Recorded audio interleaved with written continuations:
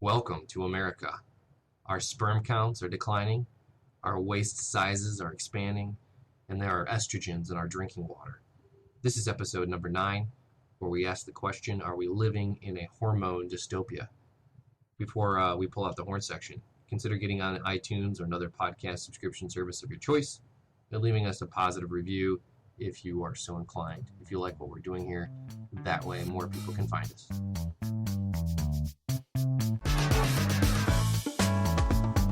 What happens when two alternative health doctors belly up to the internet, pour themselves a cup of coffee, and discuss the health and lifestyle issues that affect you? You're about to find out.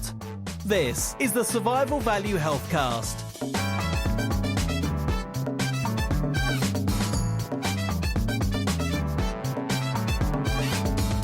Hey everybody, welcome to the Survival Value Healthcast. I'm Dr. Anthony Rumsey, and way over in the state of Michigan is Dr. Zachary Ward, who's with me, and we are here as always to help you, the discriminating first world consumer of life, liberty, and the pursuit of happiness, to try to help you build a little bit of momentum toward a lifetime of health and well-being, and of course to try to give you some tools to do that on your own terms. How you doing this morning, Zach? I'm doing phenomenal this afternoon. Okay.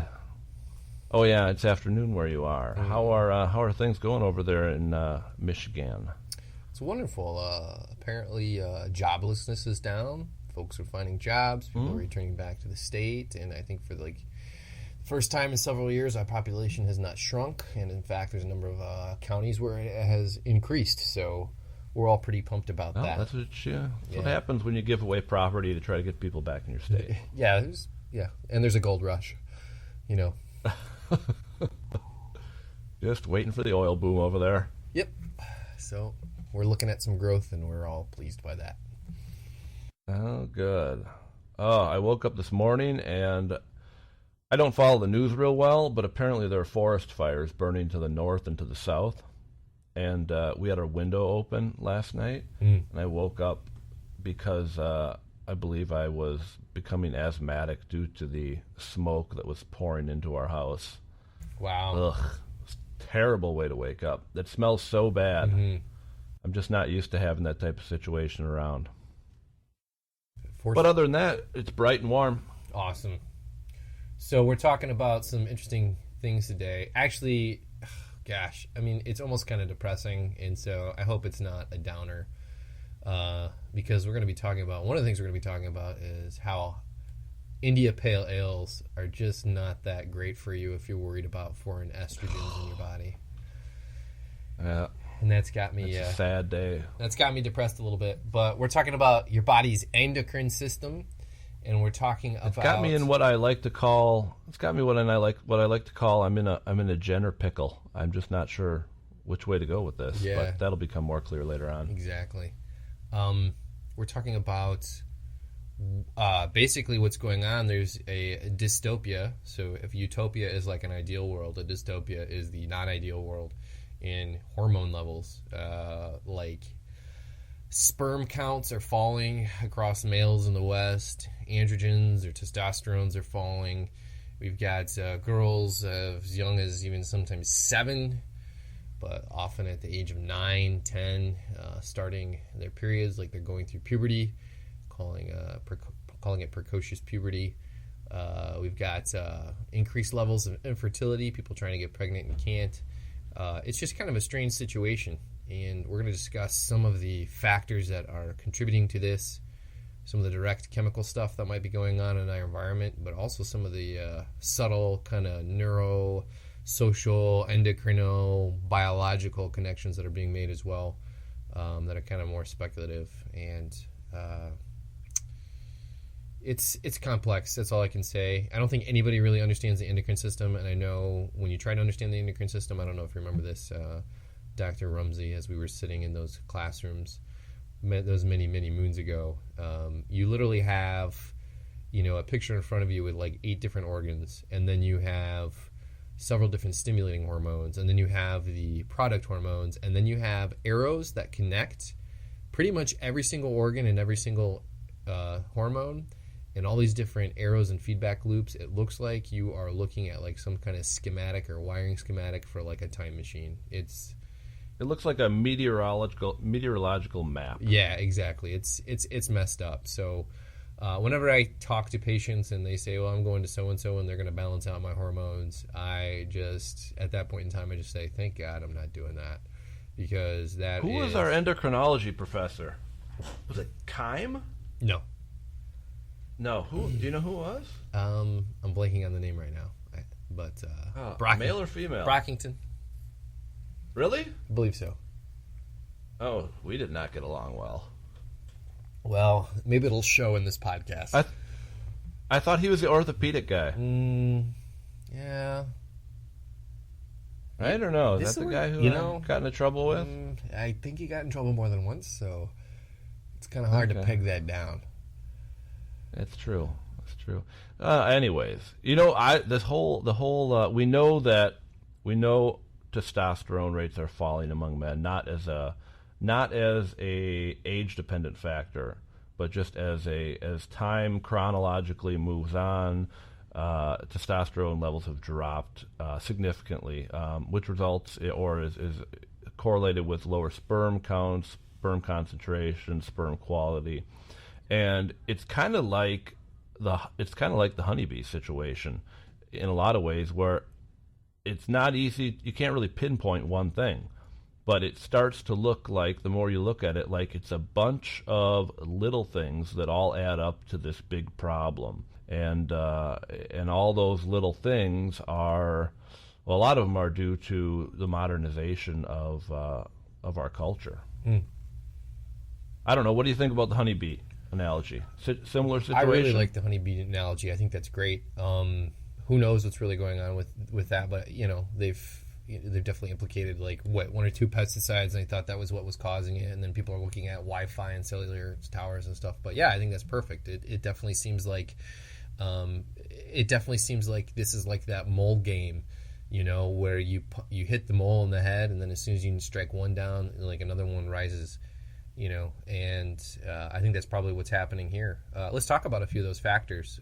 Let's just name some off the top of our head here that we know is potentially contributing to crazy hormone levels and a fall in testosterone and fertility.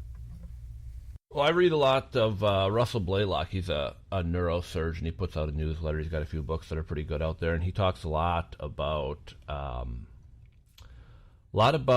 chemical toxicity, especially when you get into herbicides and pesticides and things that are used in the industrial manufacturing of a lot of the goods that we use. And so you've got these, I guess we can define, if we use the word xenoestrogens. Xenoestrogens are things that imitate estrogen, but they're not actually the hormone estrogen. And so you can have natural ones and you can have synthetic ones. Yeah, let's define estrogen. Estrogen is one of several hormones found both in the male and female body, but it's primarily identified as a female hormone.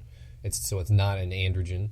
It's an estrogen, and it is associated, obviously, to a certain degree with a number of different hormone functions within the female, particularly the development of what we call secondary sexual characteristics, so the ability to release an egg that could become fertilized, the development of breast tissue, potentially feed a baby, and all that kind of good stuff. So estrogens, I think a lot of people are familiar with, but xenoestrogens are basically any substance that kind of acts like an estrogen within the human body, both in males and females.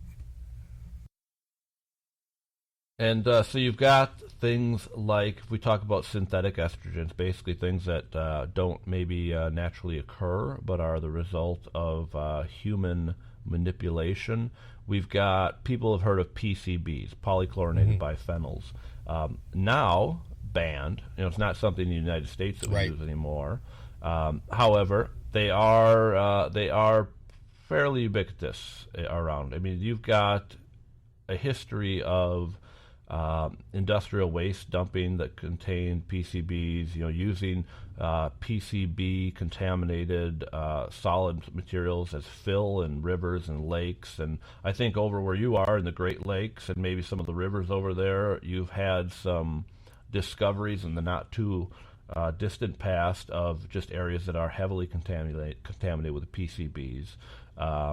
You've got farmlands that are contaminated because they use sewage sludge, which they routinely spread on farm fields, and they find that it's contaminated with PCBs. So there it's getting into the food and the animals. And PCBs are xenoestrogens. They have estrogen-like effects. They will bind to the estrogen receptor on organs in the human body and basically promote estrogen based activities within the body. So what you're saying is it's still in the environment. So what if it was banned? Yeah, it's still all over. And it's still going to be all over probably for some time to come. We may never get rid of it. So we have those, which is why everybody looks at their water bottles and make sure that none of those are in there. But there's also yeah. So that's I'm BPA. Sorry, you're right. That's BPA. I'm sorry. I'm getting ahead of myself. And that's something that's still in use. Yes. And so in plastics or what we call phthalates, we have xenoestrogens. Plastics are used in, but not just used. If we talk about phthalates, which are different from BPA, they're used in everything from coatings on pharmaceutical pills or nutritional supplements to perfume, eyeshadow, a lot of moisturizers.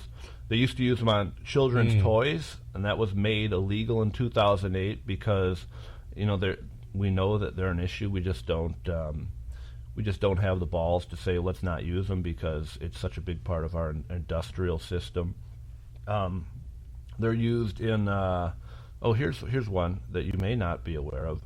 They're used in sex toys made out of jelly rubber. I don't know. Yeah, shower curtains. I don't know that I would admit on the podcast to being aware of that if I was, but no, I wasn't. Oh, okay. Well, good play there. Good play. So BPA, PCBs, phthalates. So yeah, phthalates. And a lot of pesticides that are used on basically conventionally raised fruits. So some of the stuff is banned, and some of it is banned in certain uses that we know are going to be, babies are going to put in their mouth, and then some of this is just still in a lot of household products or cosmetic products that are made to go on the skin, are made, and your food and your water environment. So we know it's there. We know it's happening. It's inevitable that we're going to be exposed to this stuff, and pesticides, of course. Let's talk about factory meat and the xenoestrogens involved in that, because that's also part of that chemical soup of hormonal disrupting chemistry. So what do you got for us on that? Factory meat, I guess, really what you could say is probably 80% of the meat that's produced in the United States. They're typically what they do is they're going to give certain hormones. Typically it's 6 hormones, which are basically anabolic steroids.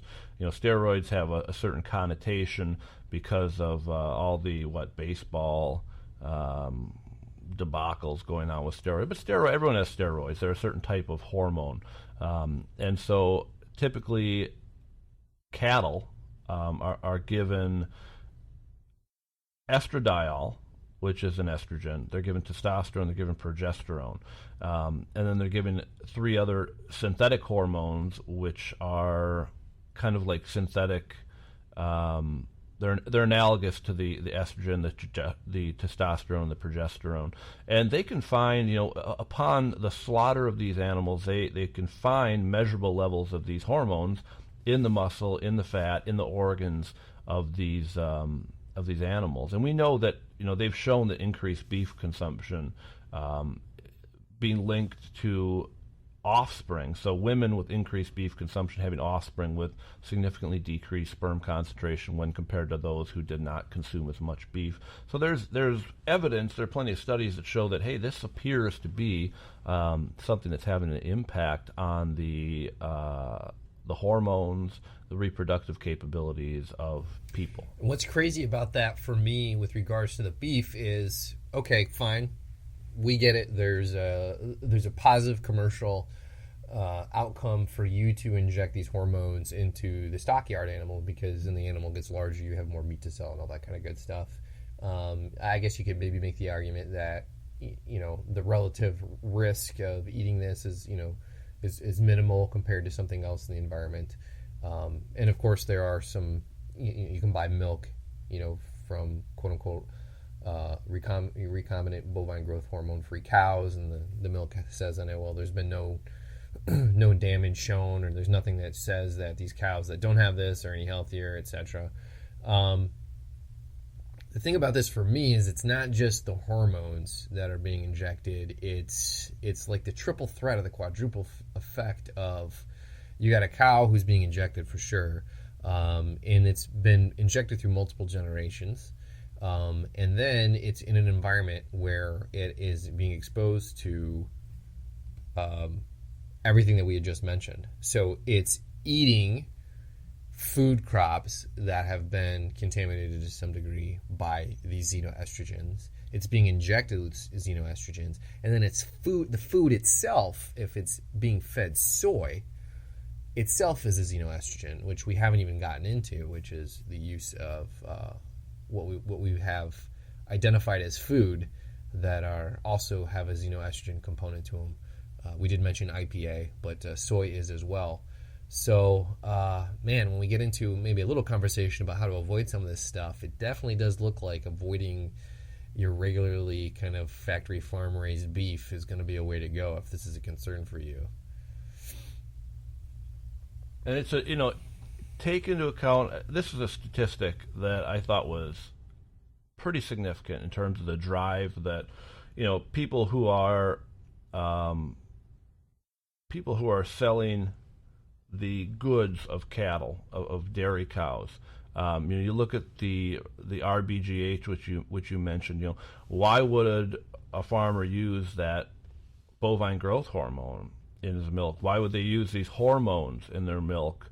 You know, because they must know. They probably know better than anyone else what's going on with their cows. But consider that the average dairy cow in 1950 produced almost 5,300 pounds of milk per year, and compare that to the average dairy cow today producing more than 20,000 pounds of milk per year. That's significant.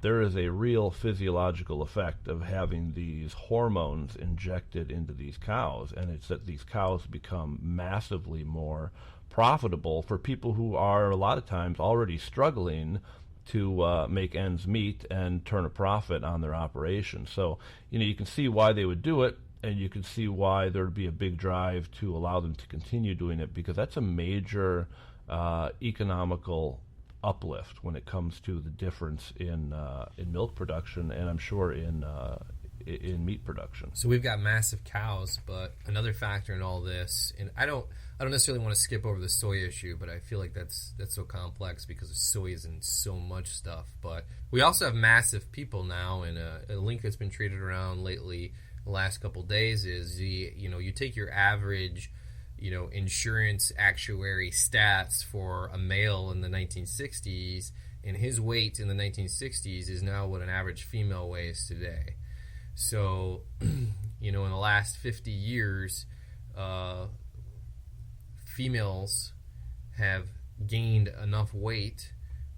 We are now carrying enough fat as a culture, have enough obesity as a culture that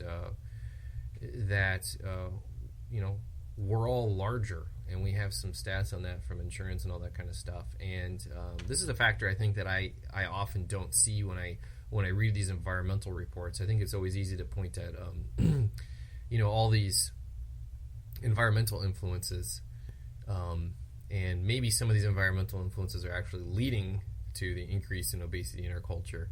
But definitely the obesity itself has an effect on estrogen rates and testosterone, particularly within males. What do you have to say about that, Tony? I don't think a lot of people realize that fat in and of itself actually almost has the effect of pulling free testosterone out of the male body, at least, probably the female body as well. But it also is an estrogen producing organ, is basically what it comes down to. When you're carrying that much fat, it starts to produce its own estrogen. The fat itself is almost like its own endocrine system. And the fat is an endocrine organ. It is defined as an endocrine organ because it has hormone modulating effects. It has. So when you're doubling your fat, let's say you're a healthy young female, and at the age of 20 you've got like a 23, 24, 25% body fat, and now you're raising that up over the years to the age of 40, and you're somewhere in your some crazy range of high 20s. I don't even know how high you can go. When you have that much more cellular liposome, lipase, right? I'm pulling the enzyme names, lipids. So getting into the chemical reactions in my head. When you have that much more lipid in your system, you have a lot more receptors for those hormones. So you need a lot more basically hormones in your system to do the normal effects, which is, we could have this conversation extend just beyond like testosterone and fertility, and we could go into, sugar handling issues, myxedema, all kinds of stuff, more or less metabolic syndrome. Yeah. White adipose tissue, which is the main fat that we're concerned with when we talk about people being fat, it contains something called aromatase, and aromatase the compound has the ability to basically turn testosterone into estrogen.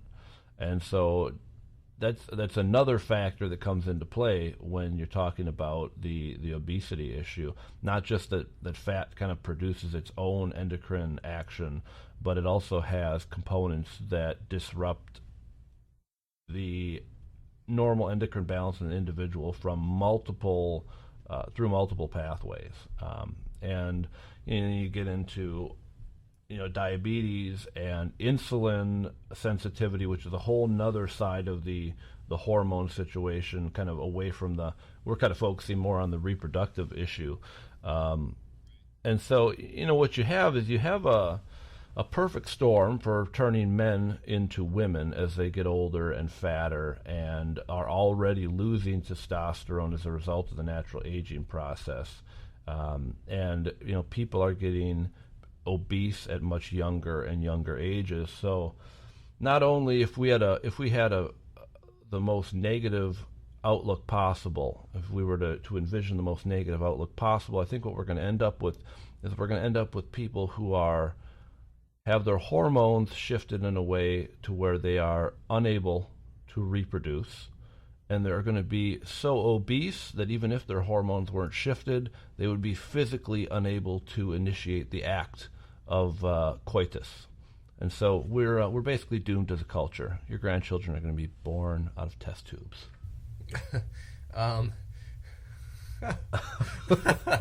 Worst case scenario. This is the point where you drop the mic and you walk away. Yeah. Yeah. No, but I mean, it's true. If you're looking at, there's a number of different sex surveys you can look at and different things that are, can be said, but across multiple different generational levels, it seems like Americans are having less sex than ever. And it seems like we could talk about the role of lower testosterone and increased obesity kind of contributing to that. Just a few numbers from the CDC on that. Childhood obesity has more than doubled in children in the last 30 years. But here's the crazy thing, and quadrupled in adolescents. Okay, so children is one thing. Hard to help them get out of that once you're on that path. But with adolescents, this is that point in time when you have the development of those secondary sex characteristics. You have an increase in the production of testosterone in the male, increase in the production of estrogens and progesterones in the female, the start of the period, the cycle, all that kind of good stuff. you have this point in time when the hormones are supposed to be playing a role in leading to that divergence in, behavior to some degree, and thought processes to some degree, definitely in body morphology and what we look like, strength, conditioning, shape, that began in the womb, with that first flood of testosterone, or that first flood of testosterone for, particularly for the XY chromosome baby. This is that point in time when all that stuff is, that second part of that programming is supposed to take off, and when you are unable to really do that, you're unable to really start to form those cells. I mean, maybe that's why we're seeing this fall, and it's kind of a circle, kind of a vicious cycle. Whereas adolescents get chubbier, the sex hormones go nuts and go crazy, and then that just leads to more weight gain. So it's kind of an interesting loop we're in. We're in for our own colony collapse syndrome here. Could be. You're full of cheer and good news. Well, one of the things that is certainly not helping that situation, though, is increased levels of estrogens, synthetic, in the environment, from the meats, from the chemistry. But there's also the intentional absorption of synthetic estrogens in the form of birth control. This has gone on since the early 1960s.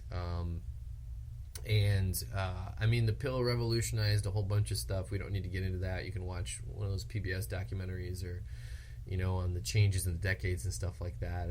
And everybody hails this as one of the most important cultural revolutions and changes within American culture and the worldwide culture, particularly within the West.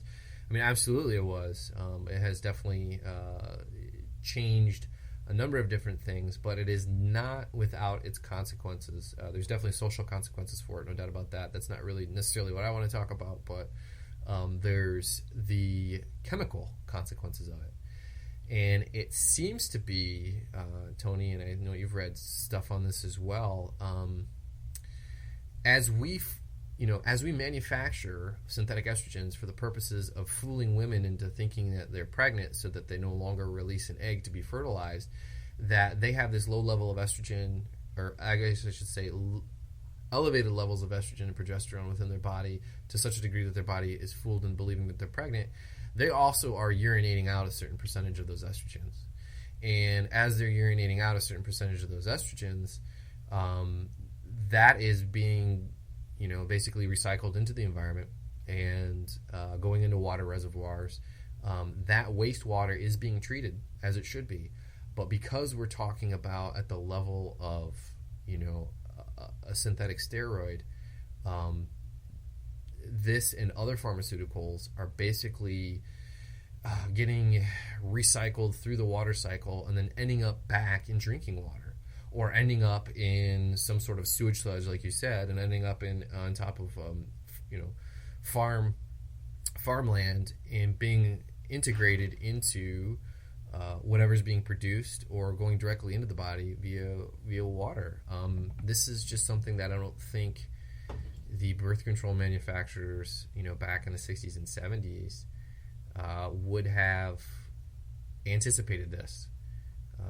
How are we supposed to know? One of these reports I would just like to pull up.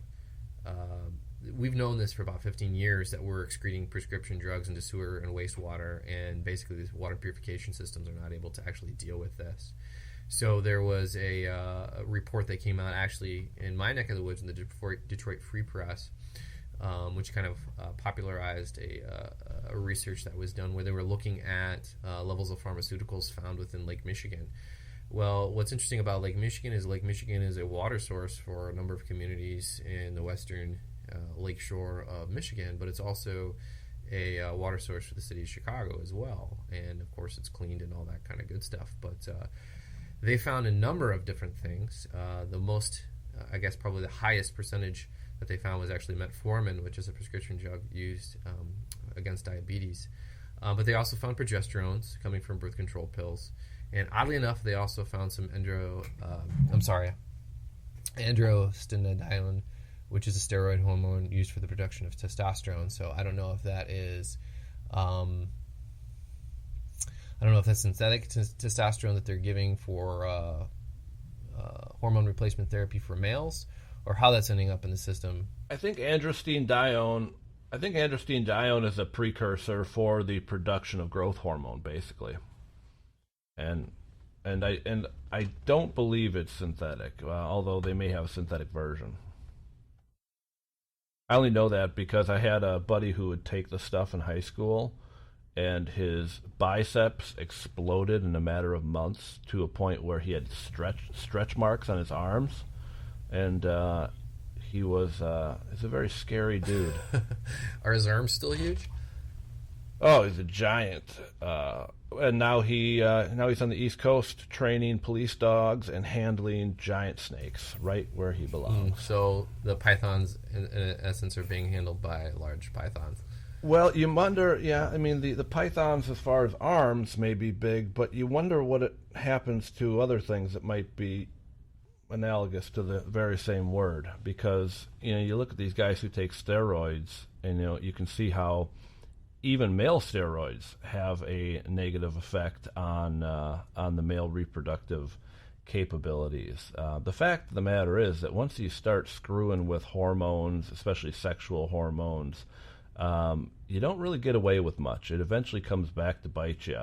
And if there's some kind of biomagnification effect that we're perpetrating on ourselves with regard to the leaching off into our water system of these different chemicals and steroids, how long, what's the half-life on these things? Do they go away? Do they continue to be magnified and more present in our water supply? I don't necessarily know, but it doesn't seem like people are terribly interested about it, which is a shame. Mm-hmm.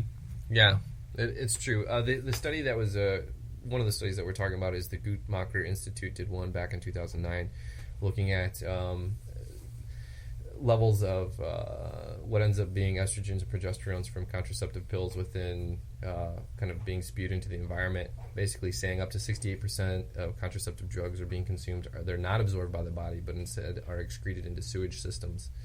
And then another factor in that as well, Tony, is that because of the way that these drugs work, obviously if someone's been trying to postpone pregnancy for 10, 15 years, let's say they start at age 15 and now they're age 30, that normal hormone cycle, the signs and whatnot of getting pregnant aren't well known because the body's been fooled into being pregnant for so long, that once the female is pregnant, there's a possibility that they're still taking the birth control pill at the time that they are pregnant. So there's a concern there that the developing fetus or human has exposure to, basically synthetic estrogens in the womb, in that early portion of the womb as well. So it's interesting. It's an interesting situation that we are in right now. And, from the standpoint of disease, too, you see gals dealing with things like endometriosis, and these xenoestrogens promote thickening of that uterine wall and growth of that lining. And, we don't know what effect that has when you're trying to have a normal pregnancy. If you have an overly thickened uterine wall, there's so many implications that come along with changing the balance of sex hormones that it's amazing that we treat it with such a kind of backhanded regard. One of the things I did want to mention as well, and this kind of blew my mind, is we like to talk about the spooky effects, kind of like that quantum effects that we know is happening in physics, but how it's affecting biology maybe, is we know that when a male and female couple has a baby, that there's going to be a decrease in the normal male androgens or testosterone after the birth of a child. Well, there's an interesting study done not too long ago that looked at the potential of a hormone shift in couples before the birth, actually when the wife or the female partner is pregnant. And they, there was kind of some warning about coming to the conclusion that this is in fact a strong association, because there may have been something related to the population that may have also influenced their fall in testosterone at that time. But what we're looking at is basically, if this study is true and it's finding, it's discovering something that's actually happening in vivo, in real life, is that as the female becomes, as she's developing the child, that actually the male responds to these changes in female hormones by actually experiencing a fall in his own testosterone.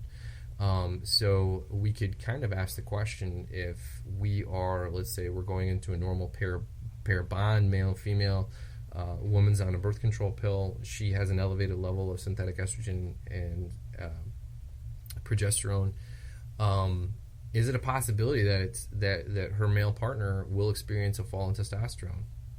I mean, I think it's a fair question to ask. There seems to be a kind of this spooky level of pheromone hormone signaling interaction that happens in our environment with each other, between males and females, and it's something. Well, it's not that far out of the realm of possibility. I mean, we observe the effect of the female-female interaction where menstrual periods tend to sync up when you have multiple females living with one another.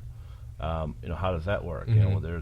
There's nothing that would prohibit the idea of a similar male-female interaction.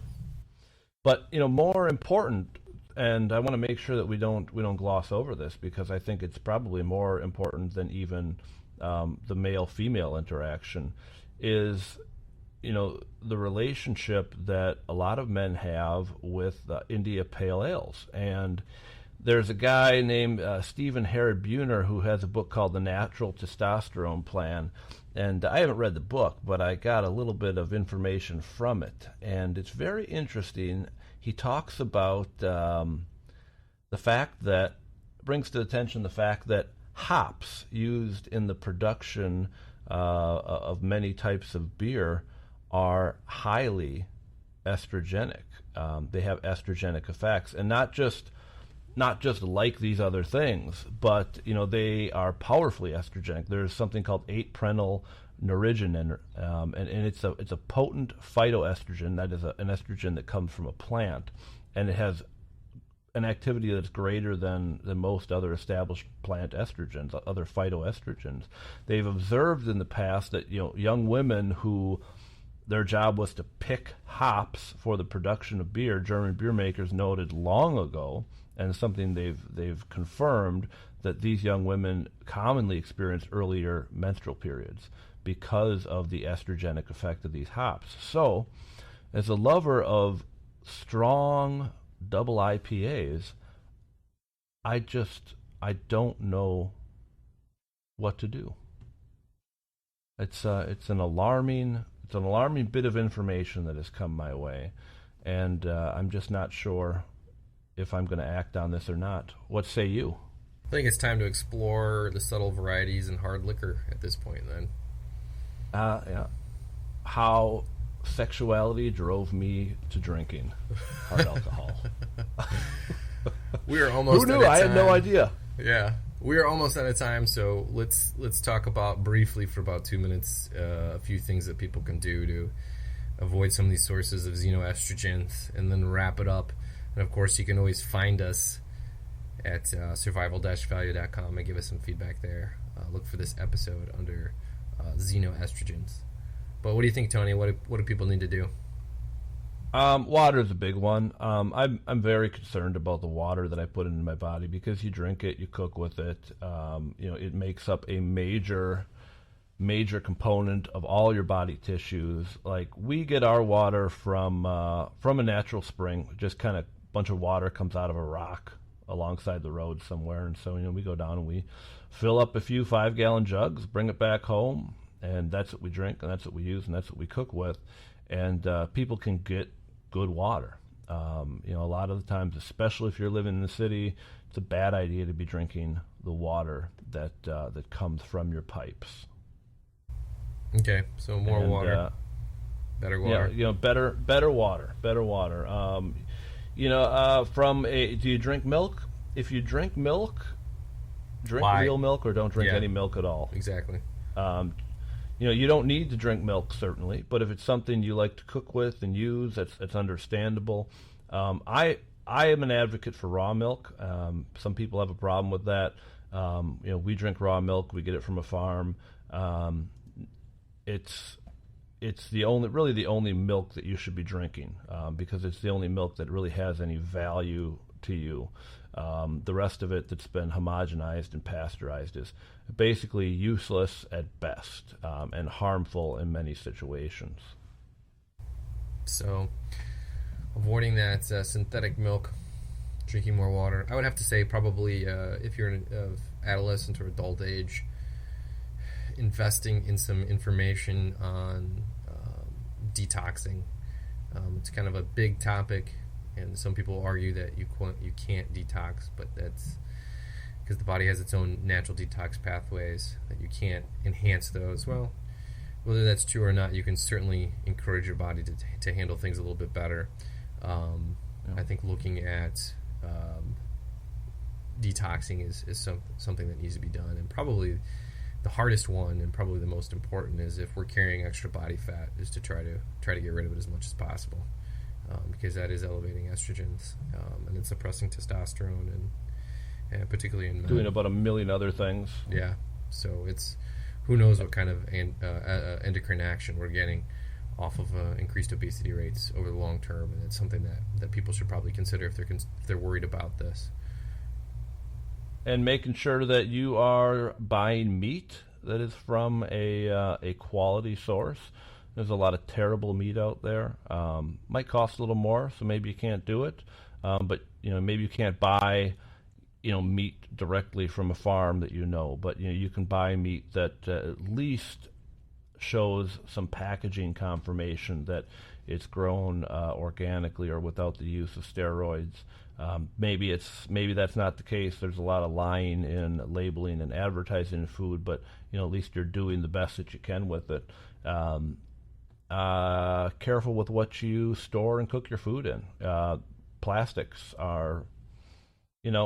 Plastics make it possible in a lot of ways, but I sure wouldn't want to put my food in it, microwave my food, wash my food, because things like those BPAs, while they may not leach out of that plastic easily, when you start to heat them up and use detergents in your dishwasher, they're coming out of there, and that's when you start to consume them when that plastic breaks down. So use glass. Glass is a far better thing to be using than plastics, which are just so easily available, yet from a quality standpoint, they're just not a good thing to be dealing with your food. Well, I think that about wraps it up for us today. This has been the Survival Value Healthcast. You can find us online at survival-value.com. Please use our contact form to send us some feedback. Tell us what we're doing right or what you think we're doing wrong. If you have constructive criticism or you're just downright mean and you like to be mean online, you can do it through our contact box. If you have suggestions for who you want us to interview, please go ahead and leave that there. Search for xenoestrogens. That's Xeno, Xeno, estrogens or fake estrogens. That should bring you to this podcast and the show notes on that. So I will be signing off here from Michigan. I'm Dr. Zachary Ward, and I'll sign off for Dr. Tony Rumsey in the great state of Alaska. Make it a good day.